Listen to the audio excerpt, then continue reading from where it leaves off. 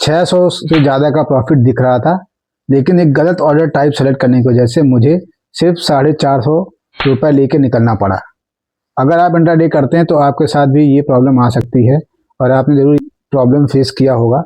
चलिए मैं आपको दिखाता हूँ कि क्या हुआ एग्जैक्टली। जिनमें आज मैं करने वाला हूँ intraday trading, axis bank, Reliance और एचडीएफसी बैंक। इन स्टॉक्स को लेने का जो लॉजिक होगा वो मैं आप लोग को एक्सप्लेन करूंगा। तो फिर चलिए देखते हैं कैसा रहेगा।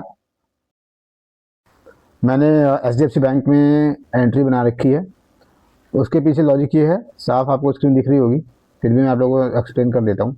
देखो आप, ये एचडीएफसी बैंक का चार्ट है, ठीक है।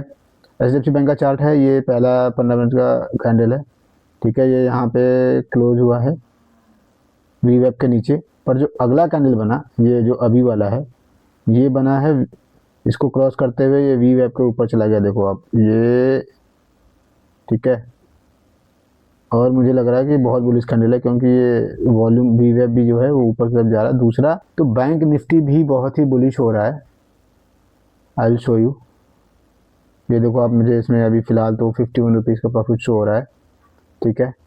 आई थिंक ये रिफ्रेश नहीं हो रहा है, आई डोंट नो व्हाई, क्योंकि मेरे को ज़्यादा प्रॉफिट होना चाहिए अभी, मे भी कोई ग्लिच होगा। तो बैंक निफ्टी की बात करूँ तो देखो आप, बैंक निफ्टी भी यहाँ पे बुलिश हो रहा है, कितना बुलिश कैंडल बन रहा है ये, ठीक है। तो अभी फ़िलहाल मेरी एंट्री बन गई है एचडीएफसी बैंक में। फ़िलहाल मुझे 85 रुपीज़ के अराउंड का प्रॉफिट हो रहा है, अगर आप स्क्रीन पे अगर आप लोगों को दिख रहा हो तो। एक्सिस बैंक और रिलायंस का एसएल जो है 2% से ऑलरेडी ऊपर निकल चुका है, तो मैं उनमें ट्रेड नहीं करने वाला हूँ। मैंने अभी एचडीएफसी बैंक में अपनी एंट्री बनाई हुई है।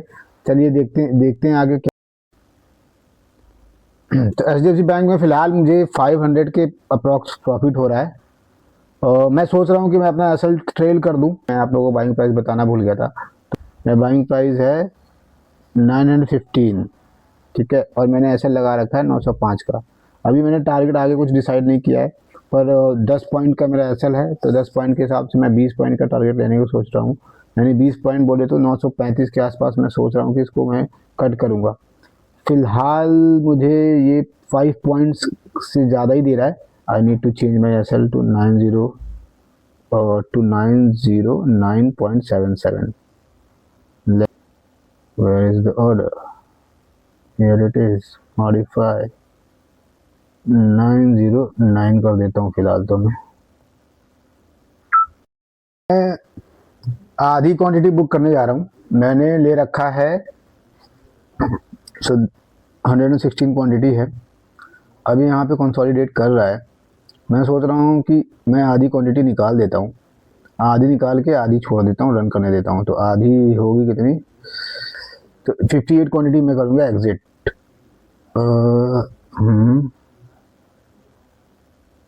No no no no no, not from here. इसको मैं कर देता हूँ मॉडिफाई। कहाँ से होता है भाई मॉडिफाई? एक सेकेंड, इस ऑर्डर को मैं कैंसिल कर देता हूँ तो क्या होगा, ठीक है। अरे यार, I am so sorry, what happened. अब मैं तो एंट्री नहीं लेने वाला, shit, sorry for my language. मैं एक्चुअली कवर ऑर्डर इसलिए यूज़ कर रहा था, आज कवर ऑर्डर इसलिए मैं यूज़ करना शुरू कर रहा था कि मेरे को ब्रैकेट ऑर्डर में पार्शियल प्रॉफिट बुकिंग नहीं अलाउ कर रहा था ये कोटक न्यू, इसलिए मैंने कवर ऑर्डर यूज़ किया। अब कवर ऑर्डर में भी अगर मैं पार्शियल प्रॉफिट बुकिंग नहीं कर पाऊंगा तो क्या फ़ायदा, कौन सा ऑर्डर यूज़ करूं मैं? अपनी पोजीशन म्यूट तो नहीं रख सकता ना मैं, ऐसा तो लगाना ही पड़ेगा ना। This is not done. अच्छा प्रॉफिट बन सकता आज था मेरा आज, पर अब यही है कि जो हो गया सो हो गया। मैं अब दोबारा एंट्री तो नहीं लूँगा, पर मेरे को सोचना पड़ेगा। अगर ऐसा रहा तो मैं अपना ब्रोकर चेंज कर दूंगा। बताओ यार, पार्शियल प्रॉफिट बुकिंग के चक्कर में मैंने अपना पूरी पोजीशन ही कट कर दी, और still I am in profit. ये मेरे को एक टाइम पे 700-750 चला गया था due to brokers order limitation. I could not book my profit, क्योंकि कवर ऑर्डर हो या ब्रैकेट ऑर्डर हो, इसमें पार्शियल प्रॉफिट बुकिंग नहीं हो रही है। नया नया अकाउंट खुलाया था, क्योंकि इसमें ब्रोकरेज थोड़ा कम था, पर कम ब्रोकरेज देके क्या फ़ायदा जब मैं, या तो अलग अलग पोजीशन लो, ऐसे तो नहीं चलेगा ना, अलग अलग पोजीशन थोड़े ना लेंगे। जब मेरी एंट्री बनेगी तो मैं सारी क्वांटिटी के साथ ही जाऊंगा ना, मैं इंट्राडे ट्रेडिंग कर रहा हूँ, मैं ऑप्शंस नहीं कर रहा हूँ। ठीक है, अब आज मैं कोई ट्रेड नहीं करने वाला हूँ, क्योंकि मैंने ऑलरेडी 3 स्टॉक्स फिल्टर किए हुए थे। उन 3 स्टॉक्स में से मैं 2 ऑलरेडी मेरे स्टॉप लॉस लिमिट से बाहर चले गए थे, तो उनको तो मैंने छोड़ ही दिया था। मैंने ये वाला उठाया था, इसमें मैं ट्रेड कर रहा था।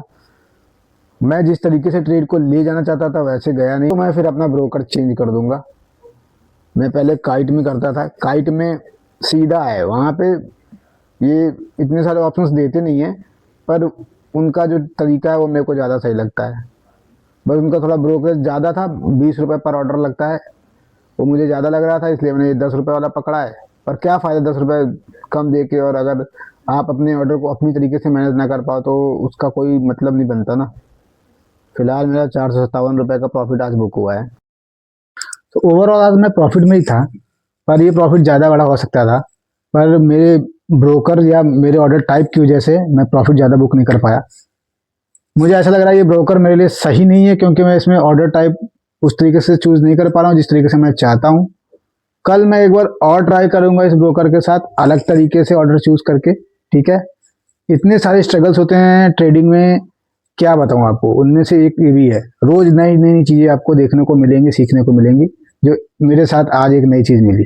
तो अब मैं कल एक बार नई तरीके से ट्राई करूँगा, नया ऑर्डर टाइप चूज़ करके कोशिश करूँगा ट्रेड करने का। अगर मैं सक्सेसफुल रहूँगा तो फिर मैं इस ब्रोकर के साथ कंटिन्यू करूँगा, अदरवाइज मैं ज़ीरोधा के साथ वापस चला जाऊँगा, क्योंकि ज़ीरोधा में एक एक चीज़ मुझे पता है कैसे करना है। बस उसमें क्या है कि मेरे को ब्रोकर थोड़ी ज़्यादा लगती है।